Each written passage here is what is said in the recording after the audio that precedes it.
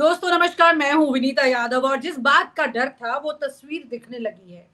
विपक्ष ने जिस तरह से हमला किया है इस वक्त चुनाव आयोग पर, ये चर्चा बहुत ज्यादा गंभीर हो उठी है।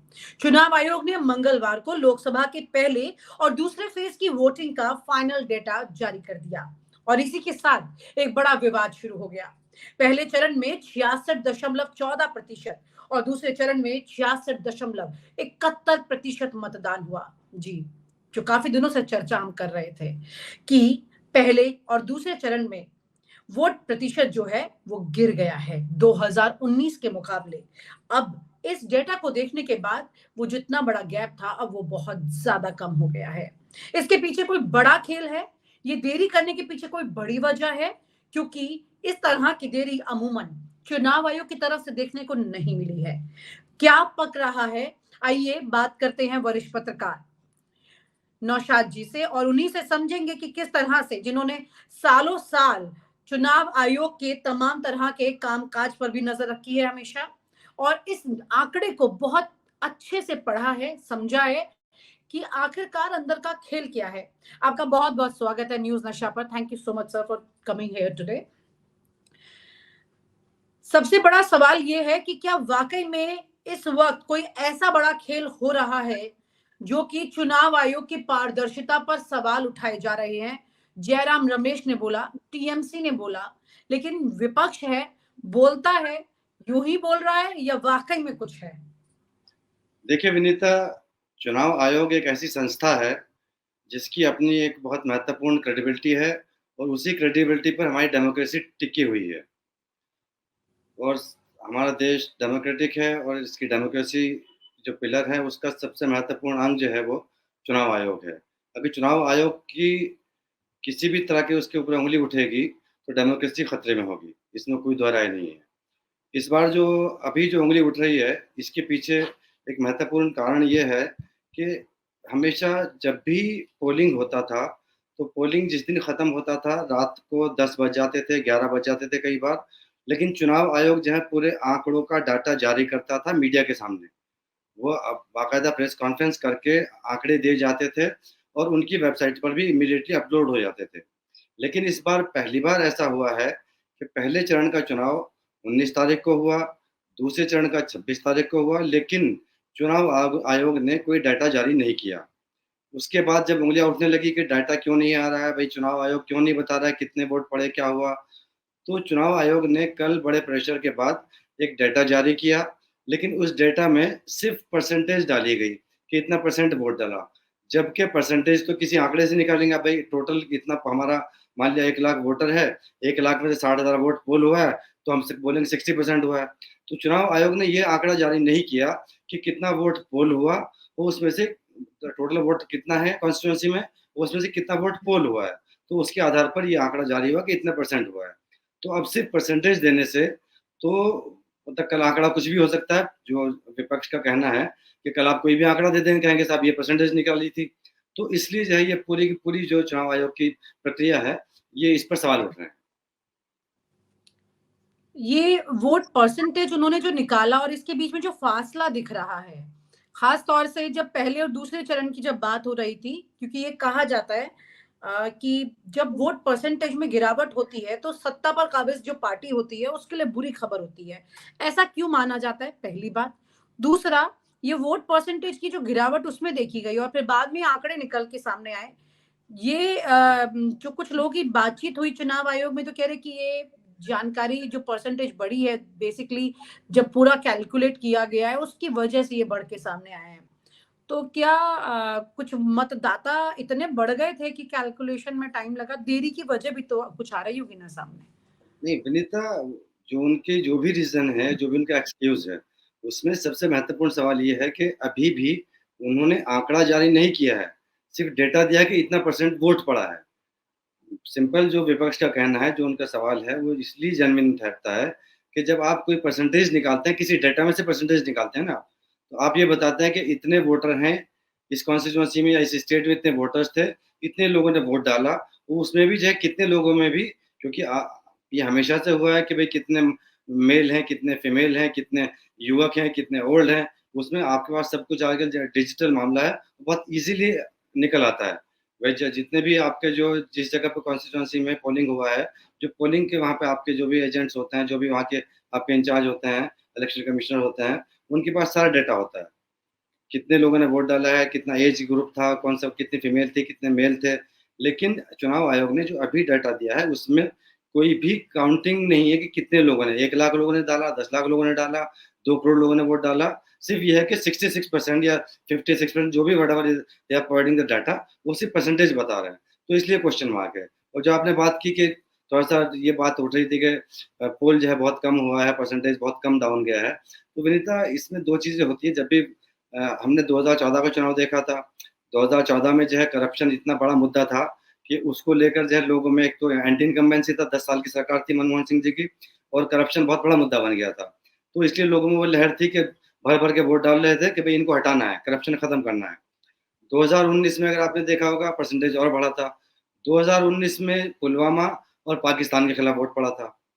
मुझे याद है जब चुनाव चल रहा था, वेस्टर्न यूपी में हम लोग गए हुए थे घूमने के लिए। चौधरी अजीत सिंह, स्वर्गीय चौधरी अजीत सिंह जो है मुजफ्फरनगर की सीट से चुनाव लड़ रहे थे, और ये माना जा रहा था क्योंकि पूरी यूपी में पूरा विपक्ष एकजुट था, बीएसपी, एसपी, कांग्रेस सब एकजुट थे, तो ये था कि कोई इनको हरा नहीं सकता है। लेकिन जब मैं वहाँ पे गया जिस दिन पोल हो रहा था, तो जो जाट कम्युनिटी के लोग थे, जो चौधरी अजीत सिंह के अंधभक्त माने जाते थे, वो ये कह रहे थे कि इस बार तो हम वोट जो है पाकिस्तान के लिए डाल रहे हैं, अगली बार चौधरी साहब को जिता देंगे। तो पिछली बार जो लहर थी, वो जो इतना वोट आया था, राष्ट्र उसके मुद्दे भारी पड़ जाते हैं, चाहे कितना बड़ा रीजनल लीडर हो उसके ऊपर, ये बात राष्ट्र हित ठीक क्या है, है। सर्वोपरि है, सबसे ऊपर राष्ट्रहित आता है। तो जो हम्म, 2019 में था, वो राष्ट्रहित आ गया था। तो उसमें सारी की सारी चीज़ें, जात-पात, धर्म सब बह गए थे। हम्म। तो लेकिन इस बार ऐसी कोई भी लहर नहीं है। इस खास तौर से लेकिन इस बार कहा जा रहा है मोदी वर्सेस मोदी इलेक्शन हो रहा है।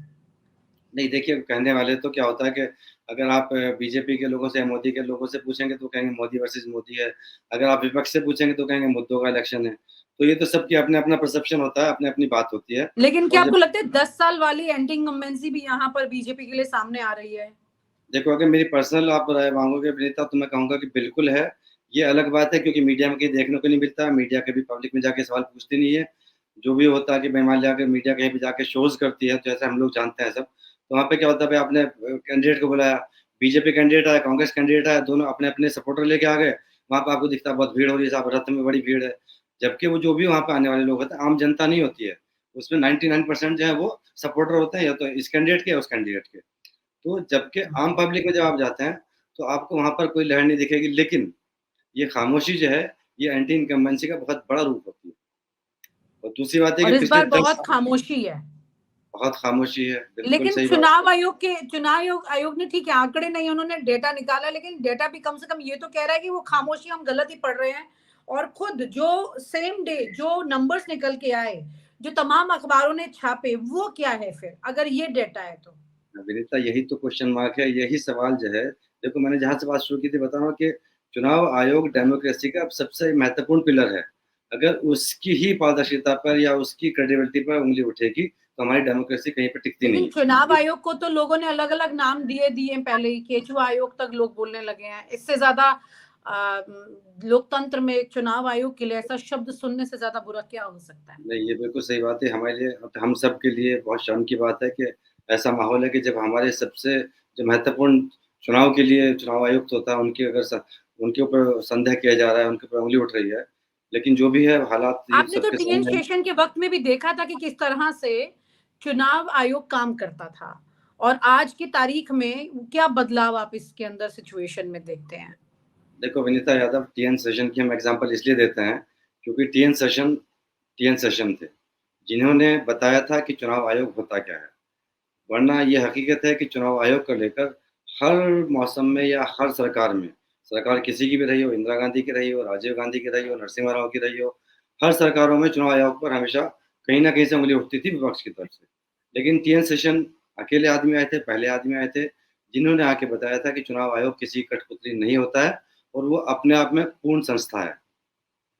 डेमोक्रेसी हम्म। उसी के कंधे पर है। तो इसलिए हम आज भी उनके एग्ज़ाम्पल देते हैं। लेकिन अभी अगर हम आज मौजूदा हालात में बात करें, आपको याद होगा जब इलेक्शन का जो है ऐलान हुआ था, हमारे चुनाव आयोग ने पूरी प्रेस कॉन्फ्रेंस की थी, उसमें उन्होंने कई शेर भी सुनाए थे ईवीएम को लेकर, कई चीज़ों को लेकर। तो जिस जिस तरह से वो विपक्ष से या आम लोगों से उम्मीद कर रहे थे या कि भई आप शांत रहिए, आप हम पर भरोसा कीजिए, अपना भरोसा साबित करने के लिए उनको भी बहुत ट्रांसपेरेंसी से काम करना पड़ेगा। और ख़ास तौर पर जब आप बात करते हैं आँकड़ों की, तो विनीता आप और हम इतने साल से पत्रकारिता कर रहे हैं, जिस दिन भी पोलिंग होता है, रात के 11-12 बजे तक हम लोग इंतज़ार करते थे कि चुनाव आयोग जो है, वो डाटा डिक्लेयर करेगा। हम्म। और इस बार 11 पहला जो वो फ़ेज़ था वो 19 तारीख को हुआ, दूसरा 26 को हुआ, तो पहले फ़ेज़ का ही 11 दिन बाद आया है, अब आप सोचिए।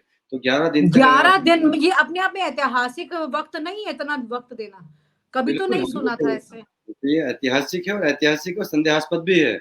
इसीलिए विपक्ष की उँगली भी उठ रही है और अभी भी जब डाटा दिया है तो आपने लेकिन पुरानी विपक्ष क्या कर सकता है सर, इसमें ये बताइए विपक्ष क्या करेगा, क्या सिचुएशन होनी चाहिए, क्योंकि सिर्फ उंगली उठाने से तो काम नहीं चलेगा, बहुत सीरियस मैटर है। अगर चुनाव आयोग का डेटा खुद ही डाउटफुल हो जाता है तो ये अपने आप में देश के वोट का मैंडेट का बहुत बड़ा खेल हो सकता है। इसमें क्या पॉसिबिलिटीज देखी जा सकती हैं, किस तरह की चीजें इसमें हो सकती है? अगर चुनाव आयोग खुद ही डाउट के घेरे में है, शक के घेरे में है, तो ऐसे में कुछ भी हो सकता है क्या? देखो विनीता होने को तो कुछ भी हो सकता है, लेकिन चूँकि हम लोग बीइंग ए जर्नलिस्ट हमेशा चीज़ों को बहुत पॉज़िटिव देखते हैं और हम लोग उम्मीद करते हैं कि हमारा समाज, हमारी सोसाइटी, हमारे जितने भी संस्थान हैं, वो कहीं न कहीं एक स्तर से नीचे नहीं जाएँगे। वो अपने जो है अपनी प्रतिष्ठा को बचा के रखेंगे। लेकिन इसमें 2 चीज़ें हैं कि जब आप शक करते हैं या विपक्ष शक करता है, तो अभी सुप्रीम कोर्ट में जब ईवीएम का मामला आया था, वीवीपैट का मामला आया था, तो उसमें सुप्रीम कोर्ट ने भले ही वीवीपैट के लिए मना किया, लेकिन उसमें एक रास्ता खोल दिया कि अगर किसी को अपने चुनाव में किसी तरह की गड़बड़ी का आशंका है, तो वो जो है एक तो ईवीएम जो है 45 दिन तक वो रहेंगी, उनको सँभाल के रखा जाएगा। कोई भी कैंडिडेट जो है अगर वो दावा करता है कि मेरे चुनाव में धांधली हुई है, पैसा उसको खर्च करना पड़ेगा, लेकिन काउंटिंग दोबारा होएगी। तो हम्म। इसलिए जो है वो ईवीएम जो है सेफ रहेंगे। तो उस तरह से कम एक रास्ता ये है, किसी को भी शक होता है कि मेरे चुनाव में धांधली हुई है, गड़बड़ी हुई है, तो वो जो है दोबारा से काउंटिंग करा सकता है। और दूसरी बात ये है कि फिर अगर बहुत ज़्यादा ही किसी को क्या शक आपको होता लगता है है प्रशासन और स्थितियां इस तरह की हैं कि विपक्ष में अगर कोई कहता भी है कि मुझे दोबारा काउंटिंग करानी है, तो उस वक्त में वो इतना कुछ प्रैक्टिकली मुमकिन हो पाएगा कि उसकी काउंटिंग की गुहार सुनी जाए? जब तक वो कोर्ट जाएगा और मामला फिर आगे सेटल होगा, अगर ये चीजें नहीं होती है फर्स्ट फेज में, आपकी बात नहीं सुनी जाती, तो आप कोर्ट के पास जाएंगे। कोर्ट का, क्योंकि ये कोर्ट का फैसला है। लेकिन अगर आप जब तक जाएंगे, चीजें करेंगे, वक्त निकल जाता है। कितनी प्रैक्टिकल और टाइमिंग वाली चीजें होती हैं ये? देखो विनीता यहाँ पे 2 चीज़ें हैं। एक एग्ज़ाम्पल अभी तुम्हारे सामने चंडीगढ़ की आई थी। चंडीगढ़ में जो है वो पूरे देश ने देखा। लेकिन फिर जी। उनको जो है बाकायदा कोर्ट-वोर्ट में भी वो अभी घिसटते फिर रहे हैं। तो जब सुप्रीम कोर्ट से ये रिकाउंटिंग वाला एक ऑप्शन आ गया है कि भी आप जो है ईवीएम को सेव रखेंगे 45 दिन तक, तो कोई भी ऑफ़िसर हम्म। होता है तो हम जानते हैं कि सरकारी अफ़सर को अपनी नौकरी सबसे पहले प्यारी होती है। वो किसी के लिए भी अपनी नौकरी को खतरे में नहीं डालता। तो जी। ऐसी कंडीशन में ये मान के चला जाए कि जितना भी प्रशासन है, ये जो भी सरकारी नौकर उसमें लगे हुए हैं, वो अपनी तरफ से बहुत मतलब किसी भी रस्सी को पार कर कर किसी का साथ नहीं देंगे। वो अपनी नौकरी पहले बचाएँगे। तो इसलिए ये तो मैं उम्मीद कर रहा हूँ कि धाँधली उस लेवल पर नहीं होगी जो लोग आम तौर पे महसूस कर रहे थे, समझ रहे थे कि इतना हो सकता है। गड़बड़ियाँ होती हैं हम्म। थोड़ी बहुत, उसमें मतलब थोड़ी बहुत अगर मान लिया 1000-2000 वोट के फ़र्क है, तो थोड़ा बहुत चल सकता है कि प्रशासन को ऊपर से सरकार से दबाव आ गया, हो सकता है कुछ गड़बड़ हो जाए। लेकिन जब कोर्ट का मामला होता है, कोर्ट का आदेश है और प्रशासन को पता है कि सब कुछ सेफ रखा हुआ है, तो फिर वो अपनी तरफ से बच के चलता है। तो मतलब क्या उम्मीद की जाए? चुनाव के जो परिणाम होंगे, वो ट्रांसपेरेंट मोड के साथ सामने आएँगे? देखो अभी तक तो मैं यही मान के चल रहा हूँ क्योंकि अ, क्योंकि आप अगर ऑप्टिमिस्टिक हैं। ऑप्टिमिस्टिक हूँ मैं और मैंने देखा है कि भई जितने भी अभी तक सरकारें बदली हैं, जब तक सरकार होती है तो लगता है कि इनके सामने कोई है नहीं हुँ। और सरकार भी बहुत कॉन्फिडेंट होती है। आपको याद होगा 2004 में जी। जब चुनाव हुए तो सबको लग रहा था कि शाइनिंग इंडिया दौड़ रहा है और हुँ। उस ज़माने में मैं एक चैनल में दिल्ली का प्रोड्यूसर था, तो हमारे पास कई डिस्कशन शो होते थे। तो एक देश के सबसे बड़े अखबार के ग्रुप एडिटर थे, वो हमारे एक शो के लिए एंकरिंग करते थे। तो मनमोहन हुँ। सिंह जी काफ़ी बीमार थे उस ज़माने में, तो 1 हफ्ता पहले उनको जो है हमने शो के लिए बुलाया। तो आधा घंटा मेरे साथ बैठे थे, मैंने उनसे ऐसे ही पूछा कि अगर बाई चांस 1% यूपीए की सरकार बनती है, तो मुझे लगता है कि पिछली बार जितना हंगामा हुआ था, सोनिया जी खुद तो पीएम बनेंगी नहीं। तो ऐसी स्थिति में कौन हो सकता है सेकंड ऑप्शन? क्या ये मुमकिन है कि आपका नाम आ जाए? तो मनमोहन सिंह जी ये सुनते एकदम बोले, "no, no, no, no, I am not a PM material." यही बात मैंने अपने एंकर से बोली कि भई इन्होंने तो साफ-साफ मना कर दिया कि आई am not a PM material. Anchor ने शो में वही क्वेश्चन उनसे पूछा और उन्होंने सेम आंसर रिप्लाई किया कि आई am not a PM material. और फाइनली जिस दिन वो पीएम का नाम उनका डिक्लेयर हुआ, हमने वो शो निकाल कर चलाया कि देखिए अब 1 हफ्ता पहले बोल रहे थे आई am not a material, now he is a PM. तो डेमोक्रेसी है, कुछ भी हो सकता है और हाँ, उनकी ये बात सिचुएशन में तो मुझे लगता है कि वाक़ई में उनको मालूम भी नहीं था और वो खुद हाँ, को ऐसा समझते थे। लेकिन बिल्कुल सही ठीक बात है, देश की सरकार उन्होंने चलाई, अच्छे है। जी, खासे 2 टर्म निकाले उन्होंने 10 साल और चला। हाँ, 2 टर्म उन्होंने निकाले और रिसेशन के वक़्त में उन्होंने सरकार उस वक़्त चलाई, हाँ, जब दुनिया 2008 में और 2007 में। बिल्कुल, उस वक़्त हमें एक इकोनॉमिस्ट की ज़रूरत थी देश के मुखिया के तौर पे, ये जिसने देश को हकीकत है। संभाला। जब दुनिया आर्थिक अब संकट में थी, तो उन्होंने बहुत अच्छे से निभाया, बिल्कुल सही बात है।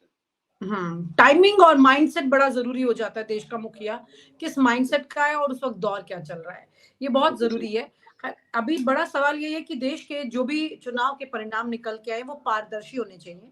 आपकी बिल्कुल बात सही। सुनकर मैं भी पॉज़िटिव उम्मीद कर रही हूँ, जो लोग इस वीडियो को देख रहे हैं, वो भी सोच रहे हो, लेकिन जो घट रहा है, वो पॉज़िटिव और क्लियर नहीं है। इस बात पर ही बहुत ज़्यादा सवाल खड़े हो जाते हैं क्योंकि ये देश जो है दुनिया के सबसे खूबसूरत लोकतांत्रिक देश में है। और अगर यहीं पर इस तरह की परिस्थितियाँ दिखेंगी तो वाक़ई में मंथन करना बहुत ज़्यादा ज़रूरी है। Thank you so much sir for joining the show today. Thank you so thank you much. Vinita, thank you.